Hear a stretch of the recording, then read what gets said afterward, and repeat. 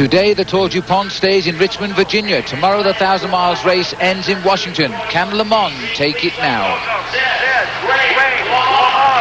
Hello again, everybody. I'm Phil Liggett, and welcome to our final day's coverage of the Tour du Pont this year on ESPN. The race itself, of course, going to its finish in Washington, D.C. tomorrow. We're now in Richmond, Virginia, and on this penultimate day of the race, we're facing up to a 75 miles road race, 20 laps of a 4-mile circuit. There'll be great crowds, and we should see some great racing. Shortly, we'll show you exactly how Greg LeMond has come the leader of this Tour du Pont, which started in Wilmington a week last Thursday. But it wasn't just Greg LeMond who was the big talking point of this race last night when the riders finished here from their long ride down from Stony Creek. In fact, Phil Anderson taking out the stage ahead of Davis Phinney. But later on, it was discovered that Phinney had been involved in a contretemps with the big Dutch rider Michel Zanoli. Let's have a look at that first. Nobody knew of the problems that would follow this sprint finish. Davis Phinney in the lead here, his nose actually bleeding at the time. Phil Anderson was on his wheel on the right of our picture. Anderson moves off Phinney's wheel and takes his third stage win. Davis Phinney, though, his face was a picture we didn't want to see. He fucking punched me right into that corner to get me off of Phil's wheel. Right, like boom, in the face.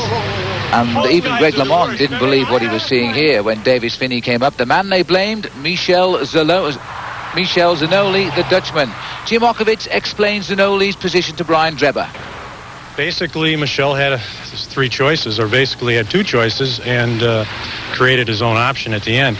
He was protecting Phil's wheel and trying to set up for the sprint, and Davis wanted that wheel. And so there was contact. And Michel had a choice of either he and Davis both crashing and taking other riders down or backing out of the position. Michael chose a third option, which was to make contact with Davis with his fist. So that was not the right decision for Michael to take. And so the result was Michel Zanoli disqualified from the Tour du Pont with 2 days to go, and I'm afraid he's now already on his way home. The 1992 Tour du Pont is being brought to you by DuPont and by the beautiful state of Virginia and by the Homestead Resort and Spa. We'll be back when the race continues here in Richmond, Virginia. The crowds are great.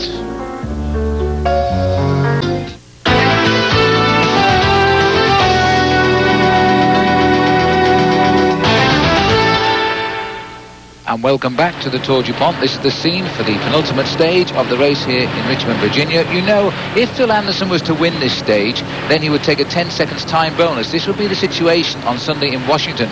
It would be Phil Anderson in the race lead by the narrowest of margins, about 100th of a second.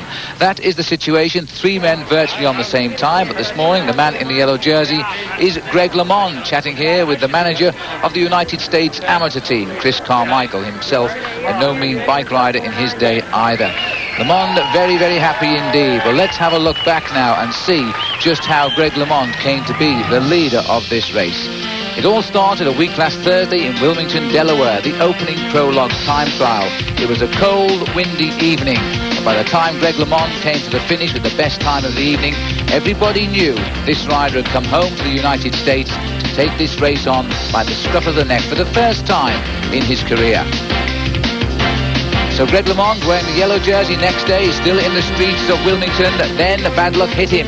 He flatted in the back tyre.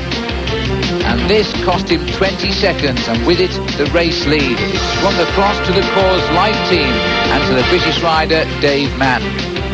So Greg LeMond, in yellow, was very soon out of it. So attention then was diverted to the next big stage of this race, and that was stage 8 on the long hill up to the Wintergreen Resort.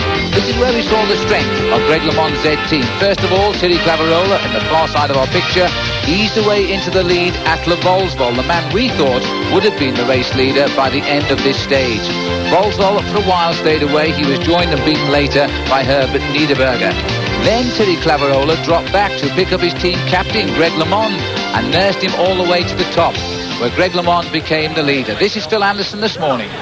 getting ready for today's race and trying to put the controversy of yesterday's finish behind him. Perhaps he is thinking back to the success that he has had in the 1992 Tour du Pont. Stage 5 from Hershey, Chocolate Town to Hagerstown, Maryland. Bill Anderson looking back, ponytail flying, and he pedals his way across the finish line, going away. The two behind him, Scott McKinley of Spago and Steve Haig, didn't even have a chance as Bill Anderson picked up his first stage win of this year's events. Stage 7, again, Phil Anderson. This time, though, it's Greg LeMond, the Z team, leading out the sprint behind the motorcycle. Anderson poised back there, now moves into second spot with young Bobby Julich on his wheel. This stage had started in Harrisonburg and finishes at the beautiful Homestead in Hot Springs. Anderson, with a bigger gear than everybody else, motors his way across the line ahead of Bobby Julich and Greg LeMond to take his second stage win of this year's race. Stage 9 yesterday, Wintergreen to Richmond, a downhill race, an uphill sprint. Davis Finney leading it out with a grimacing Phil Anderson on his wheel. And as they came to the line, it was Finney trying to hold off the charging Australian, but with a slick slingshot move, Phil Anderson scoring his third stage win of this tour and a double win in the Richmond finish. Phil Anderson climbing inexorably from the bottom of the list to the top. 96th place all the way to third overall. What a charge. Coming from behind, the underdog, pulled back quite a bit of time so far this week, but I'll do my best. I'm not really putting too much pressure on myself for the stage today because thinking about tomorrow now. I got to win this race in the time trial, and if I try to risk everything for the time bonuses, I could lose the whole race too. So I'm better off playing it safe and then going for it in the time trial. If I lose it and he beats me in the time trial, then that's the way it goes. But I got to finish the race to win it. The Coors Light Racing Team, last year's team overall champions, Mike Engelman and Steven Swart standing by, team leader Len Pettyjohn. Well, I think the Coors Light team did a phenomenal job. I mean, we're really pleased with our performance, and we're not done yet. Davis has been second twice. I mean, we've had 3 second places in this race. We won the second stage, and Davis fell off his bike once on his own accord. He should have won yesterday. He was gagging on the blood in the last 100 meters. He couldn't breathe. Normally, that's a sprint that Davis always wins. So he is super motivated today, and if you're going to put bets down, if it's a field finish, Davis will win today. Team USA, led by El Toro de Tejas, the Bull of Texas, Lance Armstrong, a youngster when he came to this sport out of triathlon. And, well, maybe there's the next Lance Armstrong. Bobby Julich, this young man, 5th overall in last year's race, has done a terrific job in the race for his leader, Lance Armstrong. I think overall, as far as the team goes, we're doing very well. I mean, we have 3 in the top 15. I don't think there's too many other pro teams that are doing it well. And right now we're sitting 5th on Team GC. So right now things are going very well. And as far as preparation for the trials and the Olympic Games, we can't ask for anything better. And a real treat in store for bike fans in Richmond today because it's a circuit race on a near 4-mile circuit staying right in downtown Richmond. This is a very difficult stage. The official distance is being billed at 75 miles. The riders are saying it's nearer 100 miles, and I think they're right. It's a very difficult course, and the field looks as though they're going to have a real good day out in town. Let's hope that the grey skies do not destroy the race and give us a deluge of rain like it did after yesterday's stage finished. So, Brian, they're underway. Indeed, and on this Richmond circuit race, the fans will get a great treat because the riders come through here a number of times, and the riders also get a bit of a way to look at each other because there are 2 places on the course where it passes back and forth. Once on the bridge across the James River, a second time on Main Street just before the start-finish line. And what a super crowd, packing all the vantage points here to see this spectacle in town on totally closed roads, and that's a tribute to the town and the police for doing such a marvellous job. The first attack of the day, it looks like we've got Frank McCormack for the IME, a team that is trying to put their name on the map in this race at last. 3 McCormacks on the IME team, Frank, his brother Mark, and, well, a cousin that they call Paul McCormack.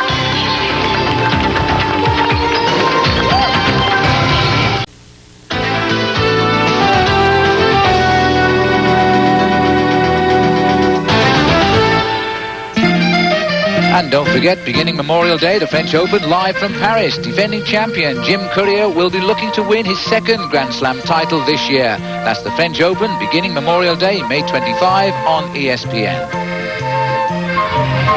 We are now back with the Tour du Pont in the streets of Richmond, Virginia. We're on lap number 2 here, and this is the early breakaway, Frank McCormack. Frank McCormack went from the gun, and right behind him come 4 chasing riders, including one of his own teammates, Skip Spangenberg, led by Alexei Greywall, the young U.S. team rider Chan McRae, and Kurt Higgins of Belgium and the Kalstrup team. So Alexei Greywall, who has been up and down this race, ill one day, riding well the next, is now driving the train along here, a leading group, and looking like they're going ahead of the field. The sort of move we might have expected Coors Light to do. They're going to see if they can divert the public eye away from the leaders of this race and snatch a stage win. There's Chan McRae, young rider on the American amateur team, searching for a place too, don't forget, in the Olympic Games. Kurt Higgins from Belgium, second-year professional, and a good man when he's in a group like this. And finally, we come up to Skip Spangenberg. He's been replaced at the front, by the way, for IME, because Frank McCormack has fallen back. So that's the situation. Now, the Coors Light involves more than the usual mechanic-manager relationship. Here's Kevin Cusick to explain more to us.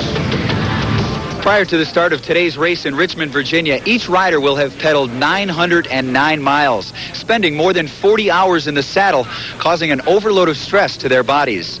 Well, to overcome such obstacles, Len Pettyjohn of the Coors Light team uses every resource available to give his riders both a mental and physical edge. Thus far in the Tour du Pont, the Coors Light team has worn the yellow jersey 6 of 9 stages, clearly outperforming the other 4 American teams. A lot of it has to do with keeping yourself as tuned as possible. I mean, it's pretty hard for any athlete maybe to be 100% all the time, but the athlete that's closest to 100% is the one that's going to be performing the best. I mean, you want to get the most out of yourself, and the more assistance you have, the better.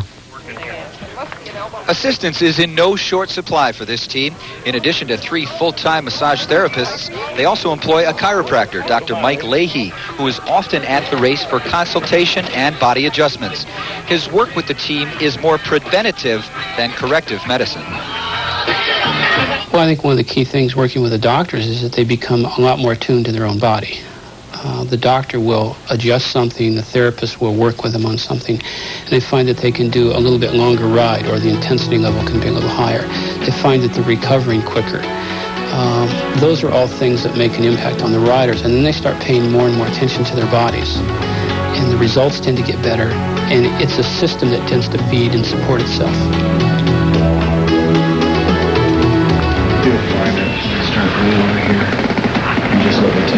If I wasn't getting fairly continual care and going out of my way to see chiropractors, massage therapists, et cetera, then I would not be able to continue doing this. I mean, 16, 17 years, you know, I'm carrying the weight of a lot of miles on this bod, and so I got to keep it tuned. A cycling stage race is similar to running back-to-back marathons, leaving only hours for the body to recover. But with the help of the Coors Light staff, every rider is helped to overcome his physical problems. Bicycling requires a symmetrical effort of the lower body. But because of the position being bent forward and using the legs in the position that they're in, it's not like a running position. You tend to get imbalances left to right. And in particular, there's a muscle that pulls the pedal up. The primary muscle that does that is the psoas. And that's one of the more common things that we find a problem in, especially as they go longer and harder and longer and harder. It's this kind of help that keeps the Coors team on top of a stage race like the Tour du Pont. Long gone at this level in bike racing are the days when a rider drove himself to the races, did his own massage, maintained his own bike, and then drove himself back again. Our breakaway is still out in front, the 4-man group. Losing Frank McCormack earlier, Skip Spangenberg is still there, along with the Belgian rider Alexei Greywall of Coors Light and the young American Chan McRae. It's an interesting race, this, Brian, you know, because Kurt Higgins, 24-year-old from Limburg, he's the best placed in the overall classification. He's lying 32nd, 7 minutes 41 seconds behind, and this break is beginning to head up to that sort of time gap, which doesn't really surprise me because the race is going to allow them to run for a while, and then they're going to have to decide when to reel them in. It's a typical professional trick. There is Greg LeMond. He'll let somebody else do the work, but he's keeping an eye over the field there, just seeing who is on the other side of the bunch, making sure they don't affect his overall position in this race. We'll take a break and come back very shortly.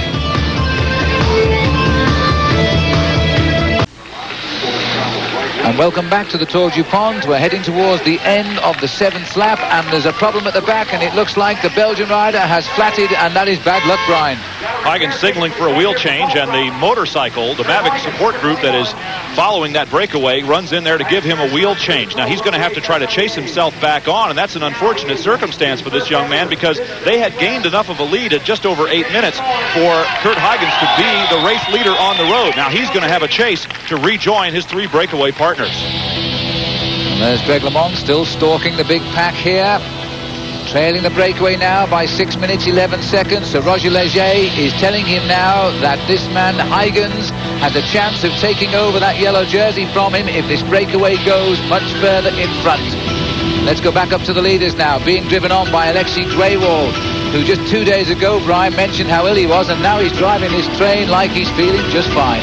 Alexei Greywald, I think this is a setup breakaway for the Coors Light team, because they very much want the stage win, and they're really in the driver's seat, because as long as they have a man in the break, they don't have to chase. Notably absent from the breakaway are Motorola, Zed, Gatorade, and the other teams, so they're the ones that have to do the chasing. Meanwhile, Coors Light can just sit behind and watch the chase take place and rest their man in order to set up for a sprint finish if it turns out that way.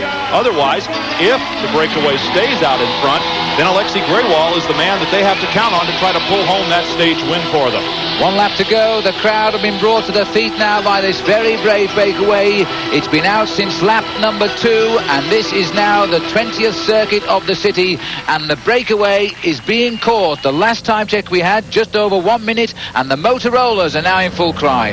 Well, Kurt Huygens was able to get back on, and Skip Spangenberg of the IME team was not able to stay with the breakaway, and he faltered and is now being caught by the pack. He is alone in between the pack and the breakaway. Ron Kiefel and the rest of Team Motorola going to the front. They're obviously getting the word in their ears on those Motorola radios that this break has to be caught. Oh, Kiefel doing a superb job there, hurting a lot, but the gap is closing very, very dramatically now, and this is going to give us a grandstand finish. Well, every day in the Tour du Pont, we've seen riders escape, we've seen riders wiped out almost as they could touch the finish, and now look at this.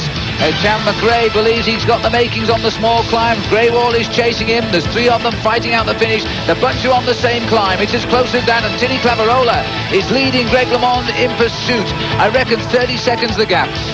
Well, Claverola is certainly the equal and better of anyone on any kind of a climb, so he's the one that's charging up in front. Greg LeMond sitting on his wheel, trying to stay out of trouble, knowing that if there's a sprint coming, up front's the place to be to avoid danger. Look at the man, yes, look at the man, Brian, right behind him, a 10-second time gap. If he wins the stage, Anderson would be level on points and would take over the leader's yellow jersey. That's how close it is. Anderson is now beginning to wish those 3 riders had never escaped the pack, but it's not over yet. All the sprinters have moved up front. Finney there right on the wheel of Anderson. So all the main players in yesterday's drama are right there again. Well, this is Kurt Huygens, because he'd be Huygens if he was French, but in fact he's a Flemish-speaking Belgian rider from Limburg. And with him is Alexei Greywald, and there is McRae. Alexei not wanting to pull through. Huygens shaking his head because he wanted Alexei to come through and keep working, but Alexei seems to be trying to set himself up for a tactical opportunity, not wanting to do any work this late in the race, saying, well, if we're caught, I've got my sprinters back there. If we're not, I'm going to try to maneuver for a sprint win myself. So Huygens has to punch in and go back to work, and now McRae attacking Greywald on the right, but Greywald sees him out of the corner of his eye, and the 2 of them in turn have dropped Huygens with 2 turns to go to the finish. And look at this, back at the field, they can see the quarry, and this is Greg LeMond hunting for a stage win as well. He's moving his way up to the front, being drawn to the front there by Rolf Aldag, the big sprinter from Helvetia. Just a couple of chicanes to come now. There's 2 of them left in. The Belgian has dropped into 3rd place. Alexei Greywald now swinging into the straight, and he's the man to beat. Alexei Greywald on the front, pedaling a larger gear than the young American amateur team rider, and let's see if he's got the power to make it up to the finishing straight. He gives one last look under his arm, a look back over his shoulder, and then the hands go in the air, Coors Light with their first stage win on a road stage. They won a time trial, but here is a sprint finish. Now out of the bunch for fourth place comes John Brady of Team Spago, followed by Anderson. What a tremendous terrific finish. Tremendous finish. Alexei Greywall, the Olympic champion in '84, the winner today, will be back. And so victory here in Richmond, Virginia on Saturday for Alexei Greywall, the 1984 Olympic champion, and has given Coors Light the stage win that they were looking for.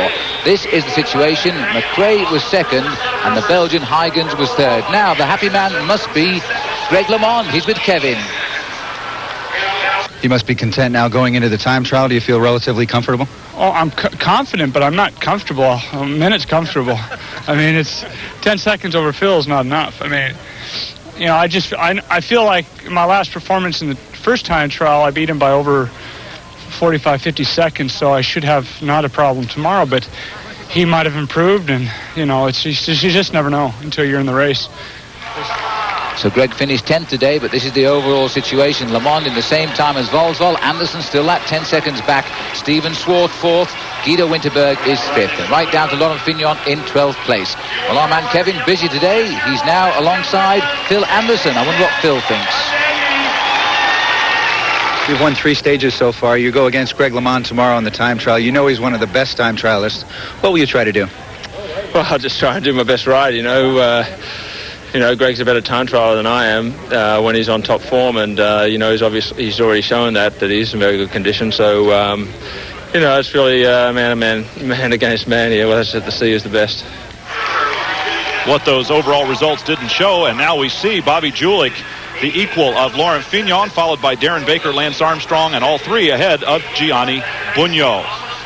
Sprint leader Thorsten Wilhelm has led it from day one. Terry Claverie-Roulard unchallenged. Overall team, Greg LeMond's Z team are first atop those standings.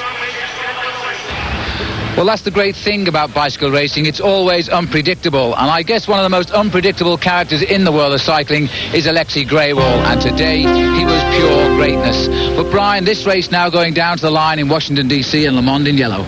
Well, that's certainly right, Phil. And Greg LeMond has proven over the course of the last 10 days that he's the best time trialer, if nothing else.